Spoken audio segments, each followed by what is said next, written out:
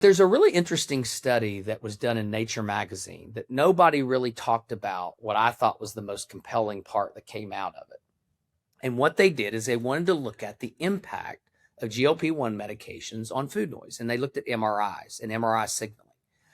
And so what they did is they exposed patients to a different variety of foods, through visual acuity and stimulation. And they broke it out into categories. You got your processed foods, your high fat foods, your sugar foods, all the different food categories. And so they measured baseline response to seeing it. Then they gave the drug, and then they saw how much was the response blunted, the noise, in your brain, right? Okay. Mm-hmm. And it worked. There was a drop in all those, except for one. There was one category that GLP-1 medications did not impact noise. And I'll let you guys guess what it was. Now, in the thing, it was produce. They used produce as the whole food example. Welcome to the BariNation Podcast, a production of the BariNation Foundation, where we fight obesity by living our pillars: movement, mindset, metabolic wellness, and community. 4 pillars, 1 mission. We're so glad you're here. Today's episode is brought to you in part by Johnson & Johnson. We are so thankful for their gift to the BariNation Foundation because it allows us to live our mission to bring education and resources together for people who need it. Thank you, J&J, for your support. Hello, friends. Welcome back to the BariNation Podcast. We are here for episode 2 of our Lever series with Dr. Smith. Hello, Dr. Smith. I thought I was going to have to talk about livers for a second. Sorry, I couldn't pass that up. You couldn't pass that up.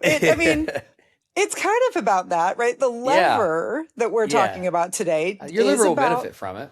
Your liver will benefit, and not to mention the benefits of treating obesity and your liver. So, very happy to be here. We are aligned. We know that this is one of your most passionate levers. And joining us today in this conversation is Melanie Lindell. She serves as a BariNation board member, community member, expert, and also a very passionate person who has embraced whole food eating. Hi, Melanie. And there might even be a little show and tell later. Melanie has a very whole food forward lunch that we might be able to show today. But the purpose of this conversation is we want to inspire you to think about eating a little bit differently after obesity treatment. So the conversation is really about this second lever: whole food, nutrition, and tracking. And the reason that this is so important is that Dr. Smith and all of us on the screen have really realized there's been an explosion of processed or ultra-processed food consumption in the United States. And the research that is starting to come out now is showing that that's not a really great choice for people who are battling this disease. So Dr. Smith is joining us today to teach us about this lever, why it's important, why maybe some of the myths that we have about whole food eating are not necessarily true, and then some very easy, simple steps that we can take to start changing our mindset around whole food eating, and then actually taking the steps to incorporate more of that into our diet. So Dr. Smith, will you introduce yourself quickly for the people who've never met you before? Yeah, I'm Dr. Eric Smith, bariatric surgeon at the Kentucky Bariatric Institute here in Central Kentucky. I've been doing this for 20 years. Long time. We, KBI is very proud to be the first practice that partnered with BariNation to kind of incorporate this with our patients and follow-up care and touch points. This is, I'm always happy to be on here and talk with you guys about a variety of things, but this is definitely one of my deep passions. It's a very deep passion. And you've really been speaking on this for a few years now. This isn't necessarily something new for you. And I know that you've seen your own personal benefits, right, by focusing on whole food eating in your personal life. So we're all going to kind of share our experience with that today. Yeah. And Melanie, will you introduce yourself to people who have not met you before? Yes, I'm Melanie Lindell. I live here in Bainbridge Island in Washington State, and I'm a licensed mental health counselor, bariatric patient, 7 years post-op gastric bypass. And as April said, I'm part of the BariNation board and been with BariNation for quite a while, and have had I would say, the privilege of having a dietitian that has taught a lot to me very early on. And so I'm very grateful that many of the things we're going to talk about today are things that were introduced to me from the very beginning of my journey. Yes. Yes. And this conversation, friends, if you're like, oh, I don't know about whole food eating and I'm getting conflicting messaging, keep watching, keep listening, because by the end of this episode, we hope that you're going to leave with a lot of clarity and a lot of inspiration to think and act differently when it comes to whole food. So let's just dive in. Let's start at the very top. Dr. Smith, what is whole food nutrition?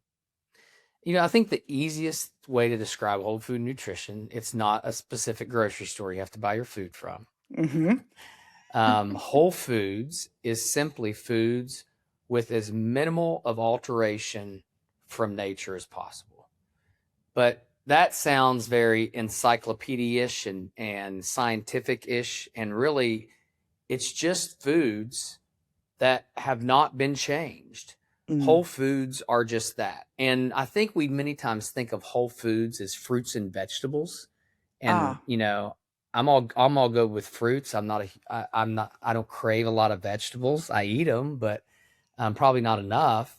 So it's not boring. Whole foods are meat, fish, eggs, fruits, vegetables, potatoes. Oh, can you imagine that? A potato, a carb, rice, oats, beans, nuts, dairy.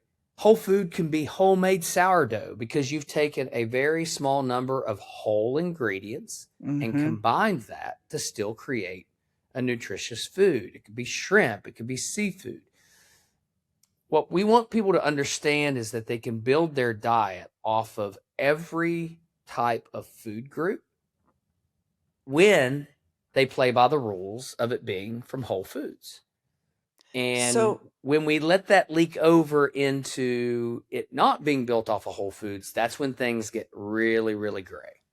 Yes. And I just want to clarify this for our friends watching and listening. What you're saying is that when you are eating from every macro category, right? So you have fats, you've got carbs, you have sugars. If those things are coming from whole food sources, our body is going to use that energy differently than if we were eating those macros from processed or highly processed foods. Sure. So I saw a patient one time, or not a patient, this guy on a podcast, obviously just trying to get attention.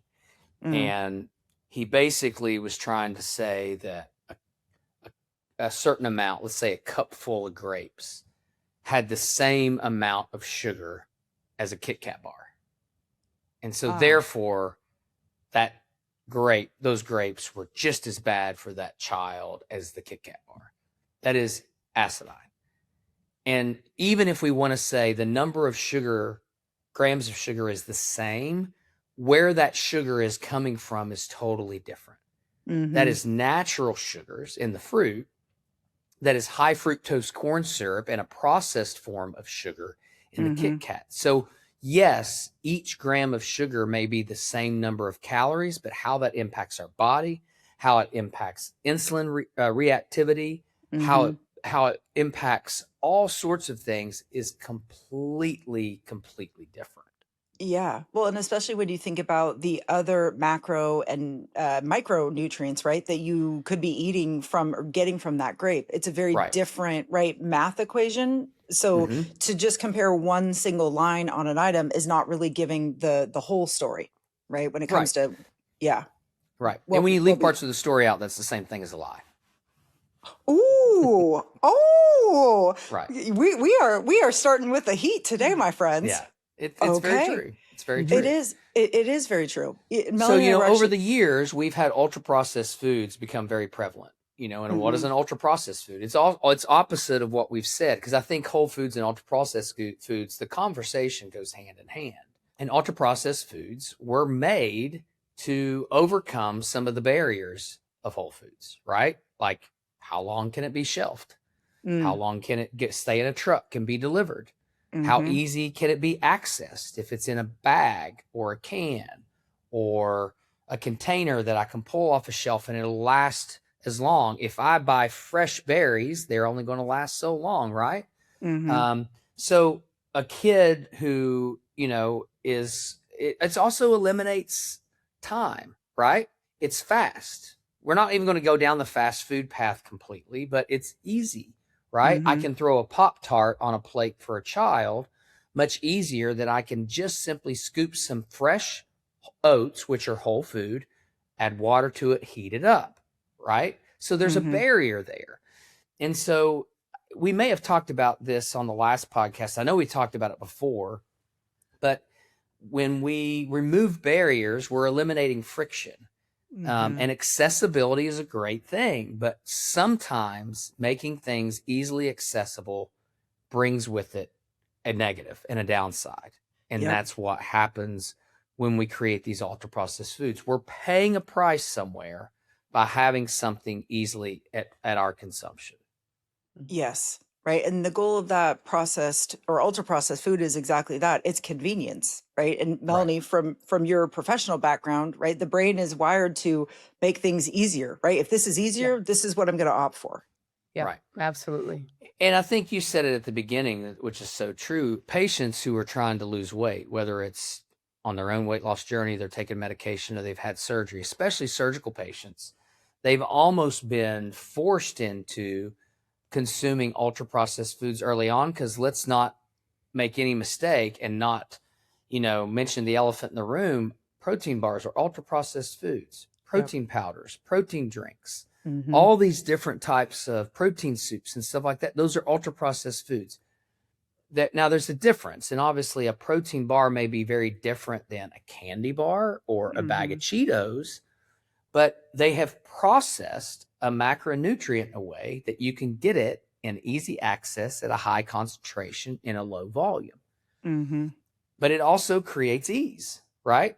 Because early on, you as a bariatric patient, you can't consume ounces and ounces of grilled chicken, so you're trying to find ways to get your protein in. Yeah. But protein, when it's ultra processed, tastes like garbage. And very few people have ever tasted whey isolate by itself, like truly raw whey, like from in a factory. It is horrid. Yeah. So a lot of things have to be added to that to make it consumable, to make it taste okay, to cover up that terrible taste, whether it's citric acid, whether it's artificial sweeteners, whether it's other preservatives and things like that. All those things, now it's become ultra processed. And so, yes, one thing may have 20 grams of protein, the other thing may have 20 grams of protein, but they're not created equal. Yeah. And that missing friction, right, can really interfere with our overall health goals, right? Because if you're consuming a lot of the processed or the ultra processed items, you on one level are thinking, oh, I'm hitting my protein goals or hitting my macro goals. I'm doing all of this. But what your body's actually doing with it could be ramping up, right, that the ghrelin, the hunger hormone. You could be noticing that I'm more hungry. I'm not as satisfied. So now you're eating more. It just kicks you into a whole nother set of problems that you could up here think, oh, I need to solve with more ultra processed food, which is just making the cycle, vicious cycle. Go deeper and deeper. Yeah, when I look at patients early in the process, I always say, especially in this day and age with social media, is you can get online and you can see a variety of experts tell you what worked for them. And looking at them, you're like, man, that worked. They're shredded, or they look healthy, or whatever. And you've got one person saying, the only way you're going to look like me and be like me and live like me is if you only eat things that used to roam the earth and bled. And then you've got another person who's saying, the only way you're going to look like me is to do the opposite. Don't ever eat animals. Don't ever eat those things. Only eat things that grew out of the ground. Now, are they lying? I don't think they're lying. I think they eat those things and that's working for them. What do those two things have in common? They're both whole foods. And on one hand, I'm not saying that I'm telling you that you should become carnivore or you should become vegan. What I am saying is both of those are based on a foundation of real food, eating whole foods, because both of those are whole foods. And so when I look at patients, they have done so much research and they've heard all these things. And we're talking about the perioperative period of how to eat. And I'm talking more long-term. You have to find something that's sustainable. I do not care how effective it is. But if you can't eat vegan for the rest of your life, if you can't eat keto for the rest of your life, if you can't eat all these extreme ways for the rest of your life, you're setting yourself up for failure. Same reason why if you take a medicine to lose weight, you stop the medicine and the weight comes back. Why are you shocked? If you take a diet to lose weight, you stop the diet and the weight comes back. Why are you shocked? Right? Yeah. Yep. So let's find something that everybody can do, and then you make your little own alterations, right? You may pick more from one versus the other. Yeah. And here's what that is. Just eat whole food. Just eat real food. And if you do that, you don't have to deprive yourself of the sweet, of the savory, of the fat, of the sugar, of the carbs, of the protein. Yeah. The other more important thing I think we have to be very adamant, and we need to do a better job of dealing with patients about this, is when you build your nutritional foundation off of whole foods, you can very safely say everything in moderation. Very safely. Okay. Everything in moderation, from the fruit to the homemade bread, to the potatoes, to the meat, all those calories. We know that there's some that you're going to need more than others, right? But everything in moderation is safe. When you skew that away from whole foods and you go into ultra-processed foods, I don't think that's safe. I think we have to clearly define the difference between real food and fake food. And so let's use an example. I would think we would all agree that food is primarily to provide nutrition to our bodies. I think we would all agree that, right? If you feed your dog, you're providing nutrition. Your dog may like certain foods better than others, but it's overall to sustain their life. Yep. And the moment we admit that we consume something for the predominant response in pleasure, we need to be really careful about making ourselves aware of what is this? Like, what purpose is this serving? It doesn't mean that whole foods can't provide pleasure. I love steak. I enjoy eating a steak, and it also provides me nutrition. But so we've said that its role should be nutrition. Its definitely primary role shouldn't be pleasure. Yeah. And if it's pleasure, then what is driving that decision to consume it?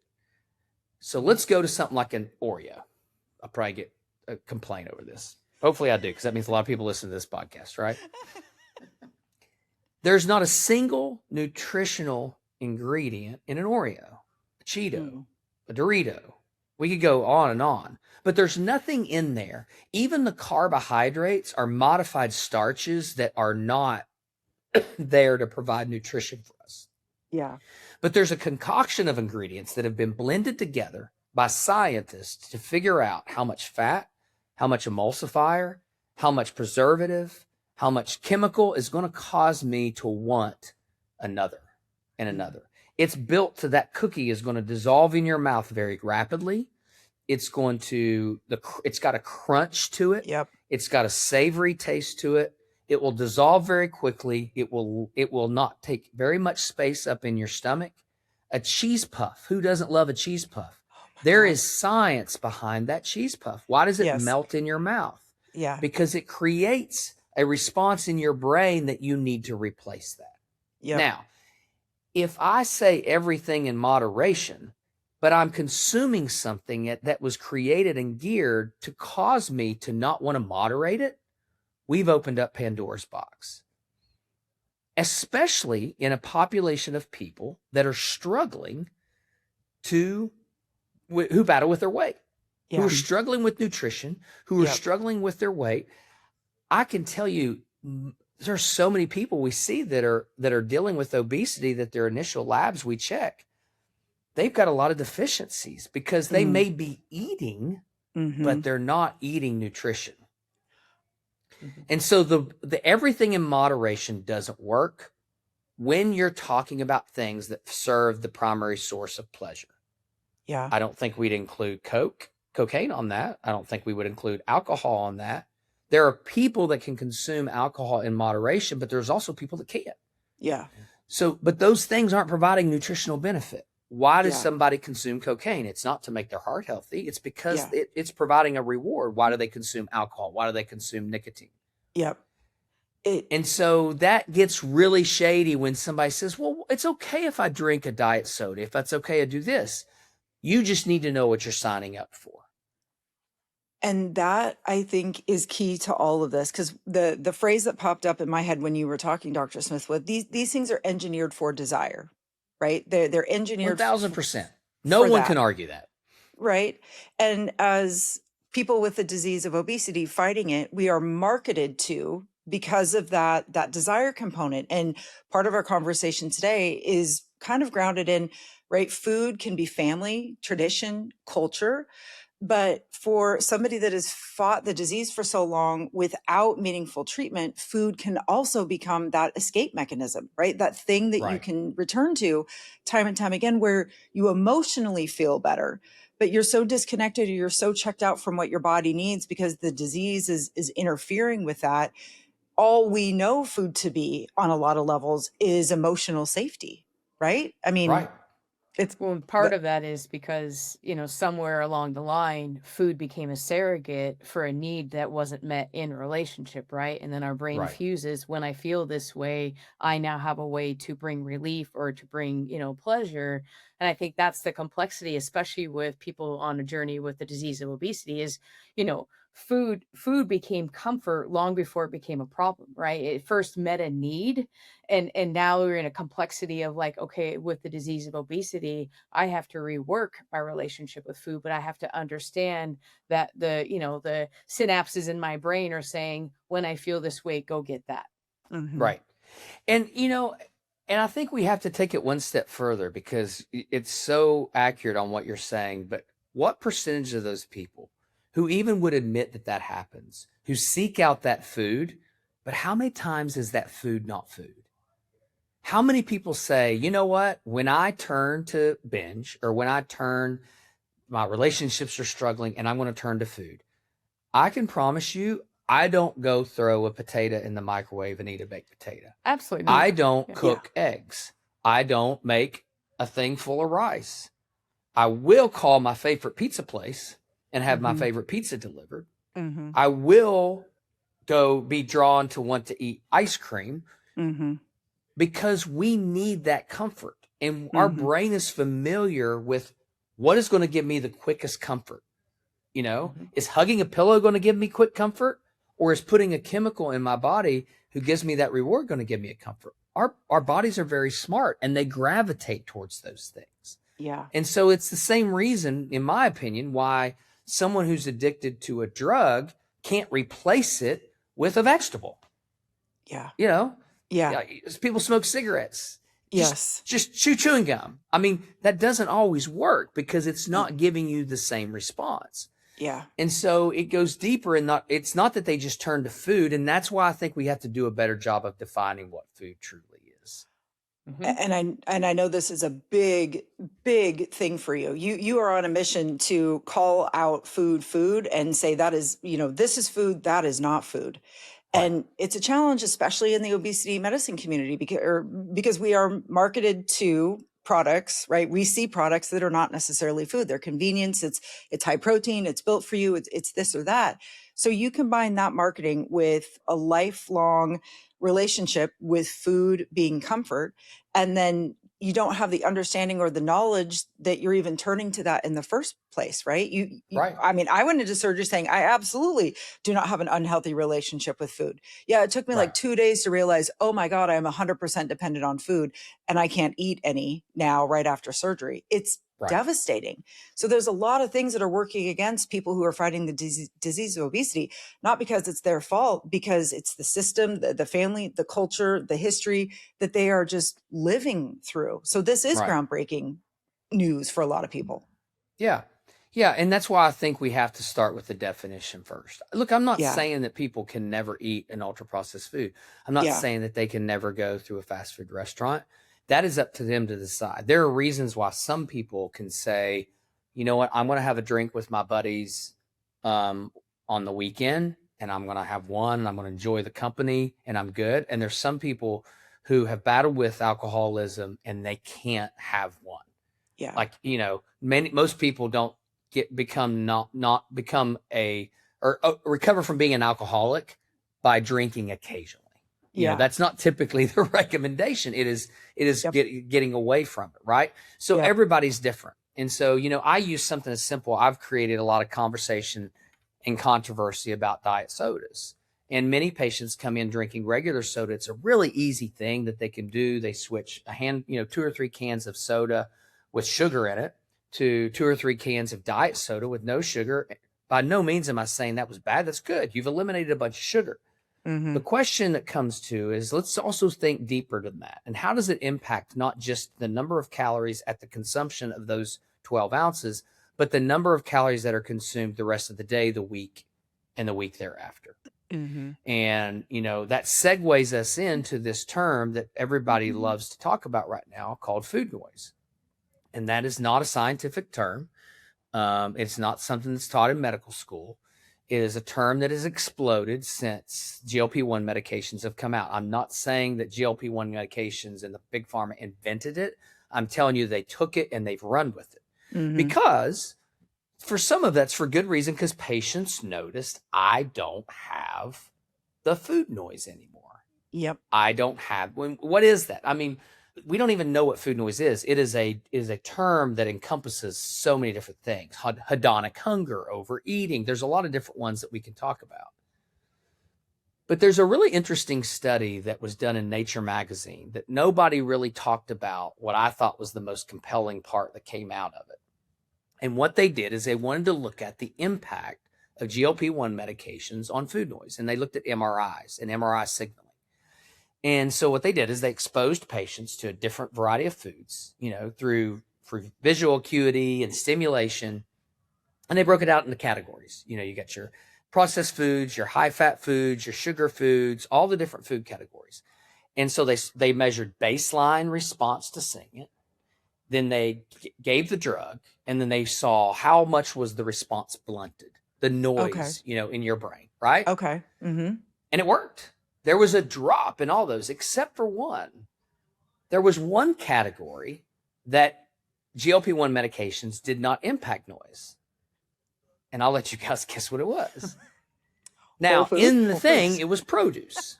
They used produce as the whole food example. And so it's not that the GLP-1 didn't work. It couldn't work because the baseline was so low that the impact it could have was negligible. Gotcha. And everyone used that study and talked about, see, I told you food noise is impacted by GLP-1s. And nobody said, but what if we eliminate the cause of the food noise? Can we possibly eliminate the number of people that depend upon this medication for that sole reason? Yeah. I'm not saying eliminate it for weight loss, but we are seeing more and more people who are turning to medications because the food noise is coming back. Those very people that were taught to eat ultra-processed foods from the beginning after bariatric surgery, who eat their blank bars, who eat their blank drinks, who eat all their ways to get their protein in small portions. Yeah. And 2 years later, they're like, when ghrelin levels are settling out, GLP-1 levels are settling out, which we know are impacted by bariatric surgery. And they're like, oh, the noise is coming back. And I'm, without stepping on toes, I've had some very poignant conversations with people throughout the community, the weight loss community on social media, some who make a very good living promoting these foods that has helped them on their journey. I'm not saying that in a derogatory way, but privately, their source of income created a problem that's come back. Yeah. Right. And now they're on a medication.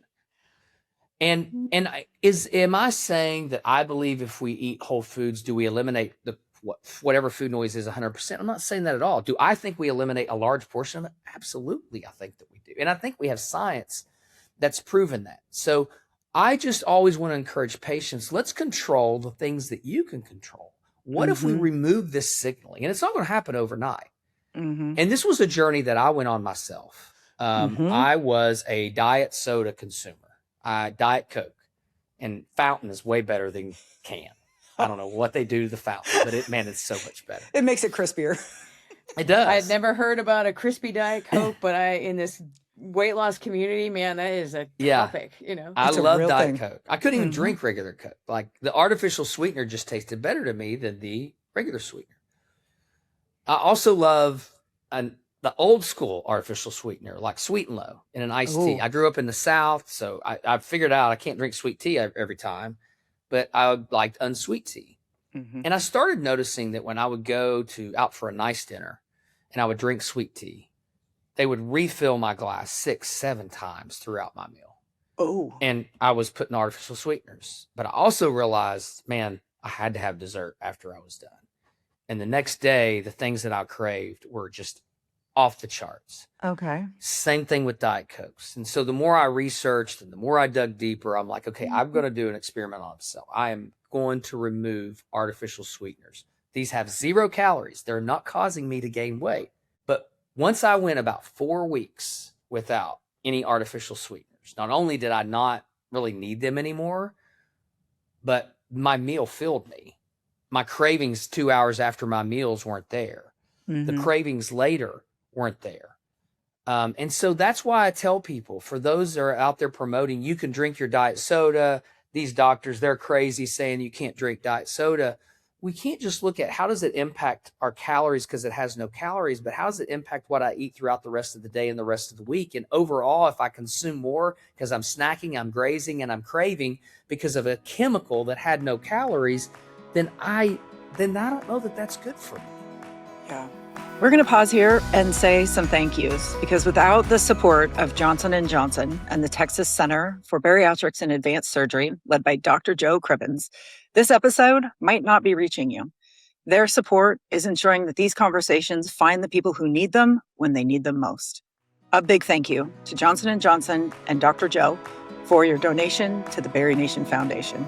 Melanie and I had this conversation on the airplane coming home from ASMBS. She and I think we purchased Wi-Fi on the plane just so we could have Duke it this out. conversation. Yeah, duke it out a little bit, because we hear what you're saying deeply. We've had these personal conversations with ourselves, stepping back and going, okay, wait a minute. I've done all this to be healthier, but is what I'm eating, not contributing to my overall health goals? Like, what are these things actually doing once we consume them?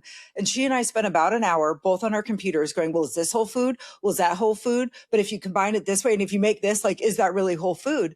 And it kept bringing us back to, I think, the bigger question that we're after. And really that is, what am I excited to do to help me reach the health level that I really want to aspire to? And after you've done kind of all of the other things, like Melanie, I'm going to use you as a personal example. You focus on your mindset every day. You're always in community. You move like somebody training for a 1,000K race. But the thing that you kept coming back to was, well, what about my nutrition? What about the things that I'm eating?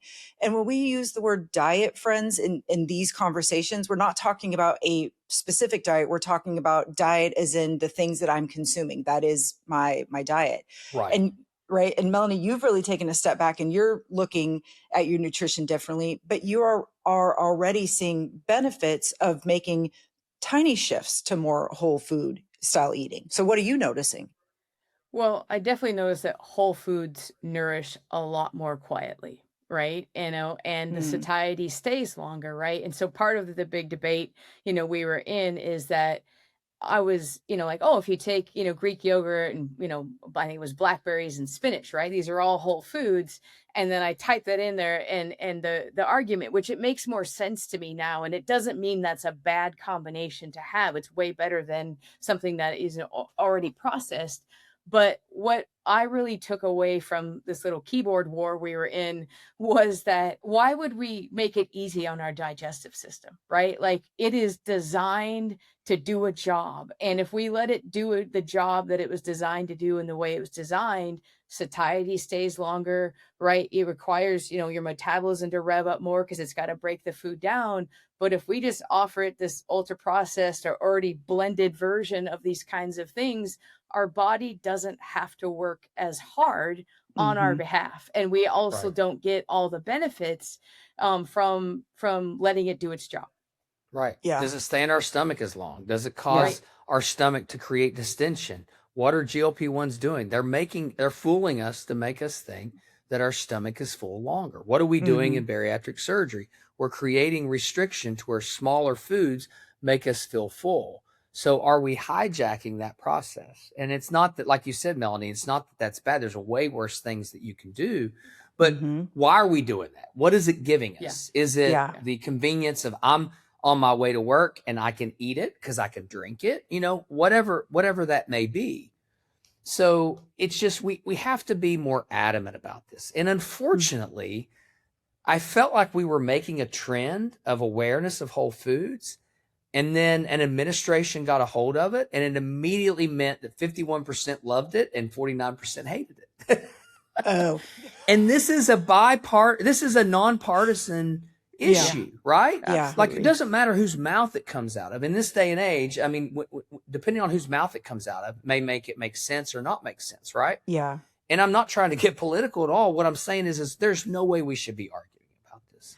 You know, it is very clear that the ultra-processed food industry, years ago, everybody's heard this story by now, was bought by Big Tobacco.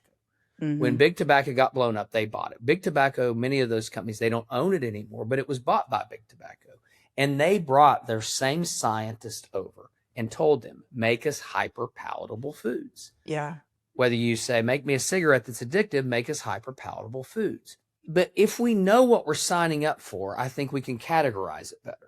And so this whole thing in moderation, and I think, you know, there's a lot of therapists that say, don't avoid certain food groups. You don't want to disown that. That's not healthy. But I think that you could say that when you're talking about whole foods. When you're talking about some of these other things, what other purpose are they serving? If I eat a Dorito, what purpose is that serving? No one can convince me it's serving any other purpose than a reward. Yeah. I mean, we offer multiple support groups a week in BariNation, really kind of focused on this, right? We have an emotional eating support group. Melanie leads a commitment support group where I think this talks about all the time. There's addiction transfer, right? But those foods or our life situation can really drive us to consume certain things. And it's understanding, just like what you said, what is the purpose of this? If the purpose of this is to help me feel better or to shut the noise that's going on right down up here, okay. Is that also grounded in fueling your cells or your muscles, right? Or providing what your body needs to survive? Those are two very different conversations, but that's not a conversation that we're used to having as people fighting the disease of obesity, right? The conversation that still comes top of mind to me is, how can I get out of this uncomfortable situation? Or how can I stop thinking about this emotional interaction that is ramping me up? It's not that, is this nutritious, or is this providing my cells with fuel? That's just not top of mind. But I think what is happening, what I do see kind of in the larger landscape, now that more people have opened up to the idea of treating obesity like a disease, people are stepping back and they're going, wait a minute, why am I eating this? Or what really is going to help fuel my body instead of just what is going to bring me pleasure or a reduction of pain? I do kind of see that across the board, right? Cancer rates continue to rise.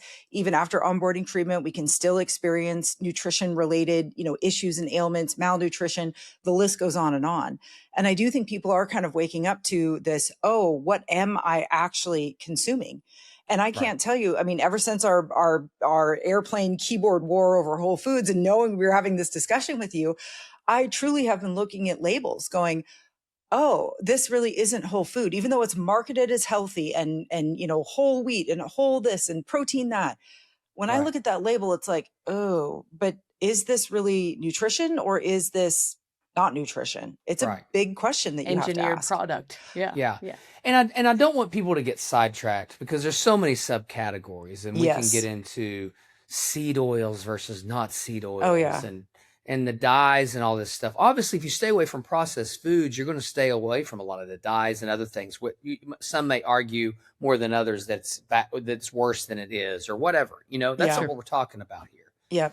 But I think when you know what you're signing up for, when we create a different category and we say this is what it is, and this gives me pleasure. There are some people that can acknowledge, hey, I'm turning to this for pleasure. But when they find that pleasure is becoming noise, then at what point do we raise awareness enough to say we have to remove the culprit of the noise before we treat it? Yeah. You know, we talk about the big tobacco because of how they got involved with big food, and when their business dwindled because big tobacco's blown up. And I use this example all the time. Can you imagine if years ago we didn't blow up big tobacco? So instead of the class action lawsuits, and instead of the all the people getting together and saying this, they are creating an addictive product. Look, back then, people were making a conscious decision to buy a cigarette, smoke a cigarette. They could have used common sense. Is this good for me? Is it serving a healthy purpose? But it wasn't posed as food, right? Yeah. And so it was advertised as cool and sexy and popular. You know, the movie stars did it, all this other stuff. And people were like, we're not taking your freedom away, but you need to know what you're signing up for. So they dug deep. They blew up big tobacco. And so what's happened since then? Our incidence of lung cancer has dropped drastically. Yeah. It's not gone. Yeah. But it's dropped drastically. Mm-hmm. But what if back then we didn't do that? What if we didn't blow up big tobacco? What if we took all that money and effort and all we did is put it into research to treat lung cancer? Our incidence of lung cancer would not have dropped at all. Yeah. We would just have more people on chemotherapy, having thoracic surgery, and having radiation. Yeah. We have to blow up the problem, and that's not saying that we don't need a treatment. Yeah. And I think sometimes people choose to pick the argument of like, well, wait, you said obesity is a disease, but why are you saying our food system is making us obese? Well, I can show you people that both eat the same way and they both eat crap, and one's obese and one's not. Yeah. But me as a bariatric surgeon and an obesity medicine specialist, I sure as heck should be trying to prevent the disease that I treat. Yeah. And then have great treatment for the people that still need it.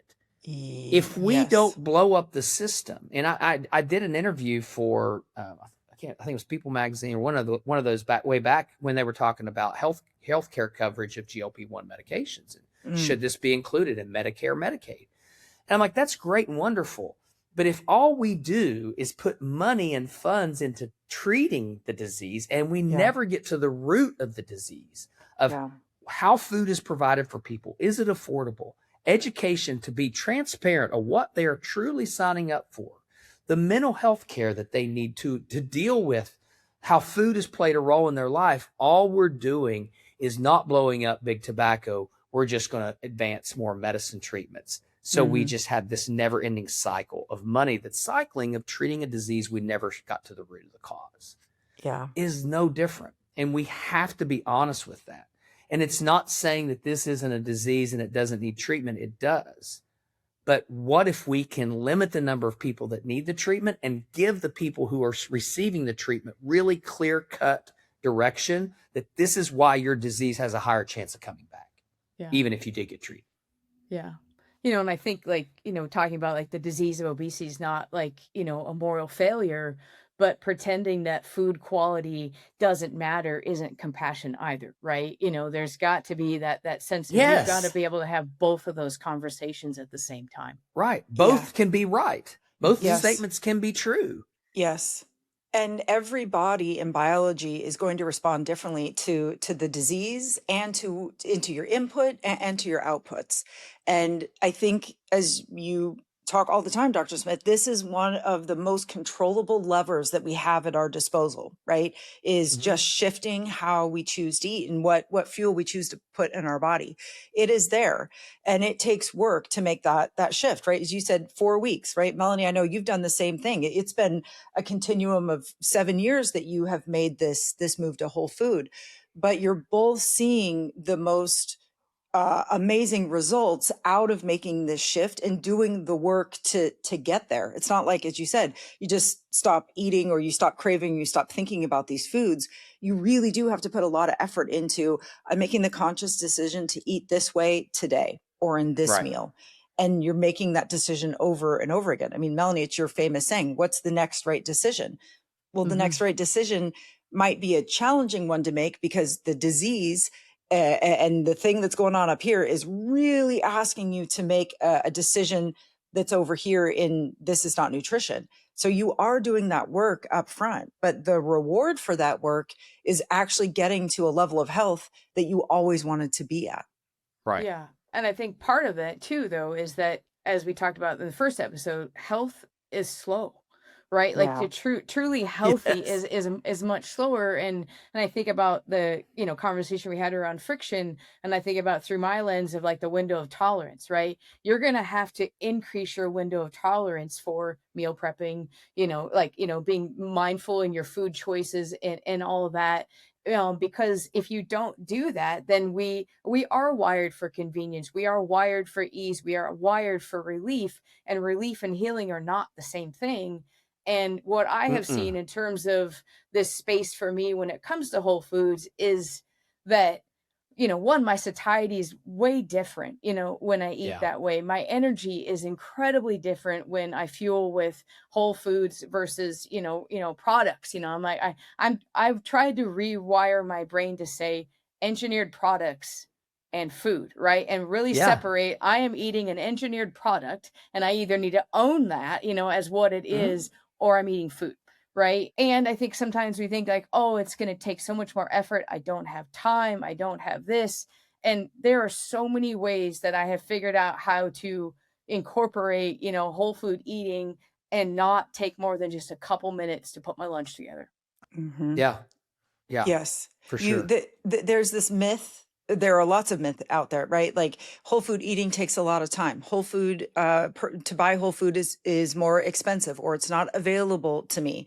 But really, all of these things are not true. This No. summer, we're doing a whole food cohort, basically, right? We are taking a deep dive on whole food, and we ran the numbers. Whole food is oftentimes the least expensive budget friendly item in a grocery store, but we're Yeah. telling ourselves that it is more expensive. It's just simply not true. It's Right. available, it's not as expensive, and we acknowledge food deserts exist. Yeah. But we can use modern tech to bring whole food to us if it's not readily available for us. So we really do have to start pushing back on these myths that we are just believing or taking in as true, when oftentimes they're not true at all. Mhm. Well, and our judgment gets based on visible volume, right? Like, Mhm. you'll see, unfortunately, there's some popular trends that are not good at all, where people love to go to the store and they show all the buggies of food that they buy for a small amount of money.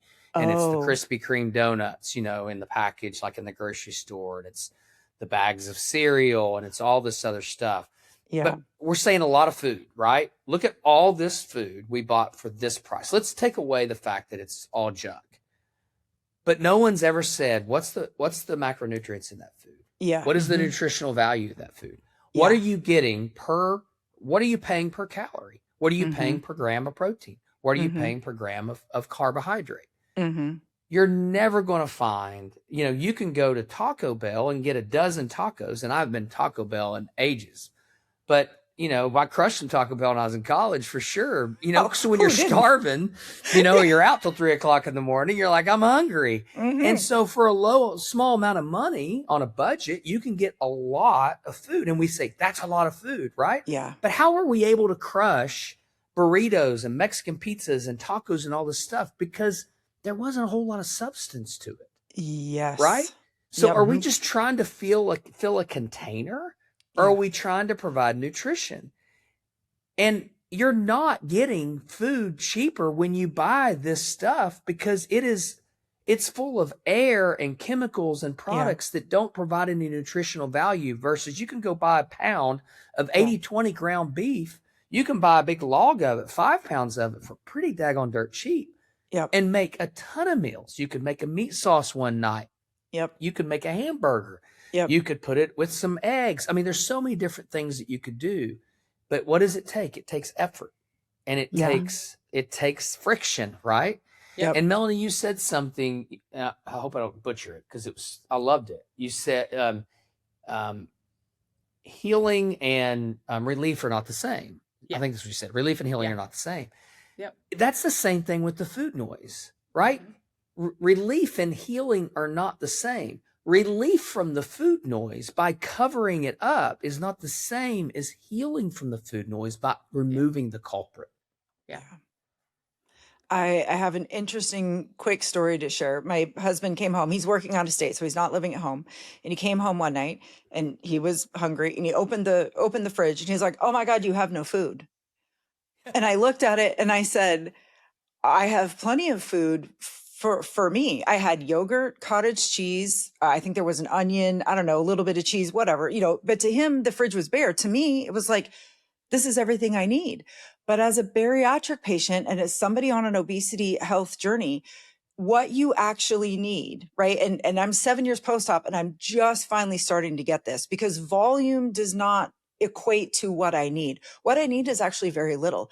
I need a little whole food. I need some eggs, some cottage cheese. I need some other things in my fridge, but that's it. But that complete disconnect between him saying, "You have no food here," and me going, "I have everything I need," speaks to that volume issue that you just said, right? Because But I bet he was exhausted. I bet he'd Oh, worked. yeah. He was Yes. tired. He got Yep. home. And Yep. we're hungry, right? But Yep. we need that relief. And I'm not saying that to be hypocritical because, man, No. I feel that way all the time when I've worked a long day. And Yep. I'm like, my brain is like, I need comfort. And no one looks at yogurt or Yeah. cottage cheese and says that senses comfort.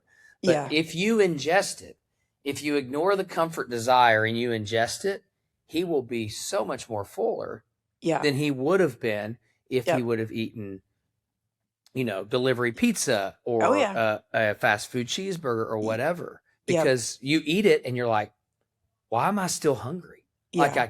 I could eat that again. Yeah. Mm-hmm. Well, and my husband is also fighting the disease of obesity, and he has not yet onboarded treatment. And this led to a huge conversation because he is going to have Oh, boy. surgery about what life is going to be like for him after surgery. And I understand that panic and fear because that used to exist for me too. When I'm hungry, I just need to squash that hunger, and I'm going to do it with whatever is in front of me. Right. But it's a very interesting dynamic when it comes to like volume and what we see and what we know. I guess my point in sharing that story is we are going to go through a very interesting journey when it comes to food when we choose to treat the disease of obesity. And that journey can take us a while. But what waits for Absolutely. us on the other end of that is a true level of health that we never actually thought was imaginable. Yeah. And it does seem counterintuitive because you do want to insert friction into this part of your life.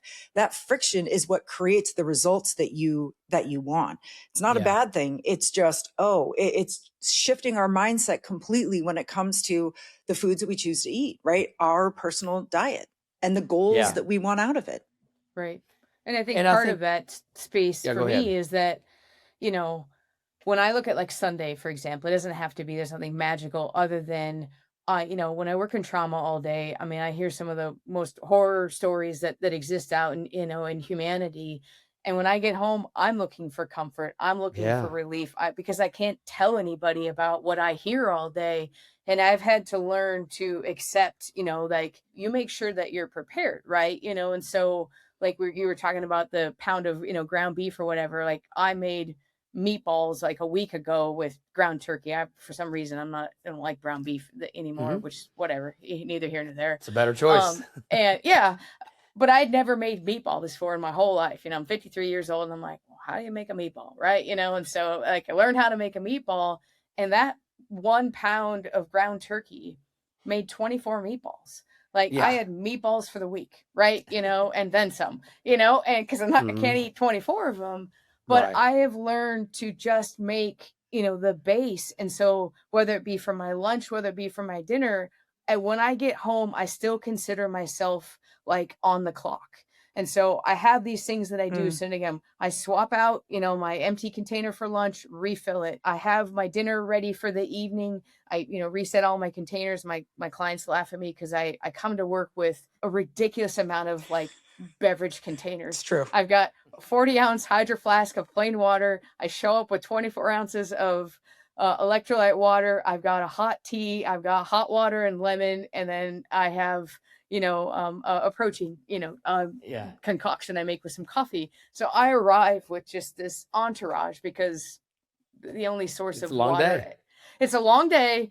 The only source of water is in the bathroom, and that grosses me out to get water from the bathroom. So I come, and then the game is I want to go home with a lighter bag because I'm arriving with a very heavy bag full of fluids. But the visual of seeing it, the visual in my fridge helps regulate relief and healing, right? Helps regulate. There is something here. These are all nutritious things to eat, and you will feel better after you eat it.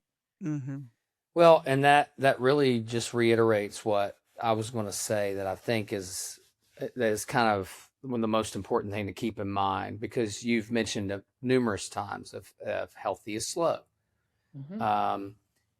And I think one of the most powerful words that exist is the word perspective, and it can be used in so many different ways. But when you go on this journey, you have to have the right perspective when you say, okay, I'm going to change my nutrition. Mm-hmm. What is your perspective? Like, really, what is your perspective and your expectations of how this is going to change you? Mm-hmm. Because if you expect the scale to change in days or weeks, you're missing the boat. Mm-hmm. If you expect your clothes to fit differently right away, you're missing the boat.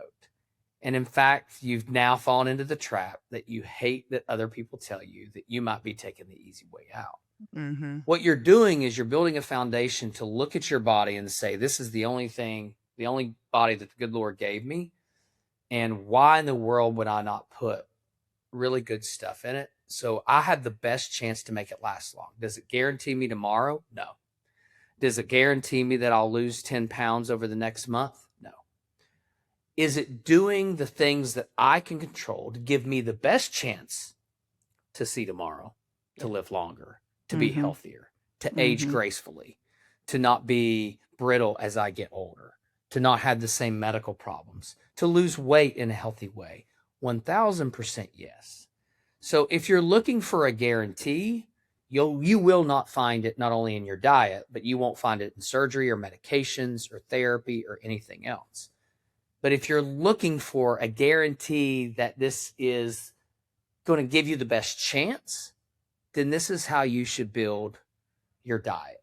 And some people may say, I've got to do 100% whole foods because I'm just like that guy that can't have a drink once a month with his buddies at the bar, or I'll go back. And some may say, man, if I just do 80% whole foods, I'm able to control. I know what I'm signing up for. I can have that Diet Coke once a month, or I can swing through that drive-through when I'm really in a crunch. I can grab that. It's not going to trigger me in a different way, and I'm okay. And you have to figure that out. But this, without question, is what we ought to be telling people to build their nutrition off of. Absolutely. We believe the same thing in BariNation. One of our pillars is metabolic wellness, and under that pillar is whole food eating, right? And we are really making targeted efforts to teach people how to transition, right? How to figure out, okay, where am I? What's my current mindset? What is my diet? What am I eating? And could it move in a direction that is more whole food based? It's not a, start from scratch, everything has to go out. It's like, no, let's start with where we are. Let's understand where we are. And then let's take steps to move it in a direction, because it's not just you or us saying that this is better for human health. It's the science that has been done that says this is best for human cells, human muscle, human brain functionality. This isn't anything other than that. And I'll reshare what my PCP recently told me when I went in, because I'm struggling with a lot of these things. And the two levers that he continued to ask me to pull was nutrition and exercise, specifically resistance training. And my response to him was exactly what you said. Well, how am I going to know that this is going to work? Because I'm not going to do anything if I don't have a guaranteed return on it. That's how I'm wired up here. And he very eloquently and kindly said, well, we already have evidence of what happens doing what you do. And doing what you do is not getting you the results. And literally, I flipped him off in the middle of my appointment because this is the relationship I have. But it's so true. So friends, if you're watching and you're listening to this and you're just saying, yeah, but how do I know if it's going to work? My response to you would be, well, you know what works, what you're doing now. You already know that what you're doing right now is not resulting in the results that you want. And we're not asking you to clear and change your entire life. What we're inviting you into is to ask yourself, could me doing one or two little things make an impact? And you're not going to know until you try it. You're just not going to know. But I know, right? My grandparents, my great grandparents, my great great grandparents, they lived to all be 99. And there was not a processed food in their life. And Right. that is just They a ate plenty of carbs and they ate plenty of fat. They ate yes. plenty of everything. They ate plenty of everything, and they Right. lived a whole robust life. I mean, my great great grandmother was still selling flowers at Pike Place Market at 90. So, there's something Yeah. to be said about the way that they lived. So this is an invitation to think differently. And Yeah. really Yeah. that's right. That's where we're at.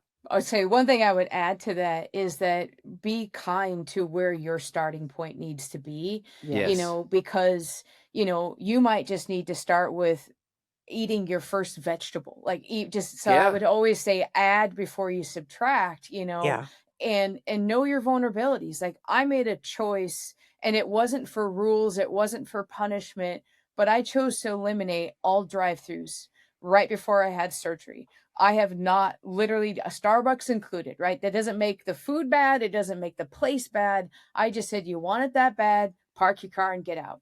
And to this day, now I'm like, I will not, like it's now it's more playful and fun. But I think It's that the habit might need to start like 4 miles back from the one you're really after. Just start with something Right. and be yes. compassionate about where you need to start versus where you see someone else and how they're doing it. Yeah. Give yourself time. Start with something. Mhm. It may be a single Yeah. meal. It may Yep. be your breakfast. It may be eliminating one thing, but Yep. build off of that. Yep. But give yourself time to truly feel the difference. And it may Yeah. take you months before you can be 80% whole food. Yeah. But all I would ask is don't assess how impactful it is until you finally get to that point that you're Yes. doing it. And if you are at 80% whole food, give yourself a good 4 weeks on that 80% whole food to really see how you feel. I will never Mhm. pretend that I'm someone that battles with obesity. I battle with the same thing everybody else does as we get older and we can't get away with the same things, and I have to be more conscious and aware. But this is something that I have seen in my life that I was not a firm believer. I didn't want to be. And I always, like you said, I always kind of molded my agenda. So are you, well, what, technically I could call this processed foods if I just mix it together, because I wanted my point to not be so stuck on this solidarity of I need to eat whole foods. But I was determined to see for myself. And it's changed my health. It's changed the way that I feel. It's changed my performance at work. It's changed my performance to be able to exercise continually instead of I hit it hard for 2 days and it takes me a week to recover. Yeah. It's changed everything.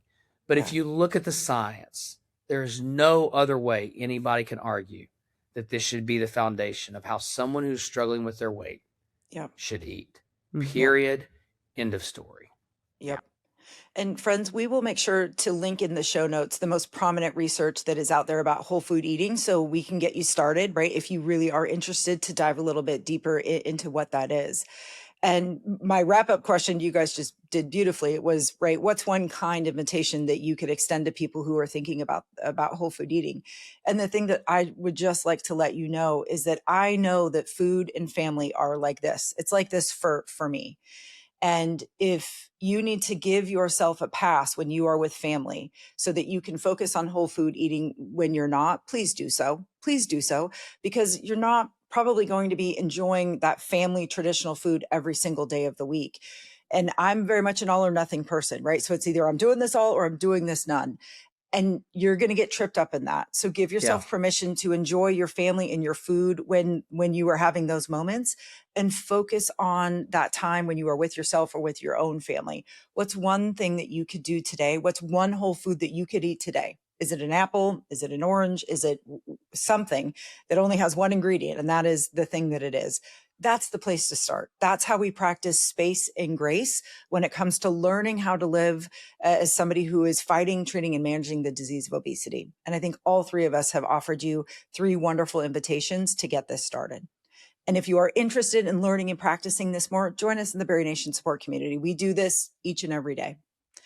Dr. Smith, thank you for joining us for this second You're very episode welcome. on the levers. We know you're very passionate about it, and we are excited to continue the conversation, not only about whole food eating, but on the other levers that we can pull in our future episodes. So thank you. Yes, All thank you. right. Thank you, guys. See you soon. All right, friends. We'll Okay, see you bye. soon. Bye. If this episode helped you, help us make the next one. Become a donor at BariNation.org or click the donate link in our show notes below to join the people and organizations who keep this podcast free for anyone who needs it. Your $5 monthly gift is all it takes to amplify patient stories and spread hope to people fighting the disease of obesity. One final thank you to our donors, Johnson & Johnson and Dr. Joe Cribbins of the Texas Center for Bariatrics and Advanced Surgery, who make this show possible. We are deeply grateful for you. Thanks for joining us. This podcast is a proud production of the BariNation Foundation, a 501c3 nonprofit. Our mission is to advance metabolic wellness for those living with the disease of obesity by bringing you evidence-based education, stigma-free support, and meaningful connections in the exact moments that shape your daily life. A quick reminder that the information discussed in this episode is not medical advice. Be sure to speak with your personal medical provider about your specific health needs. Thank you for listening or watching, and we'll catch you on the next episode.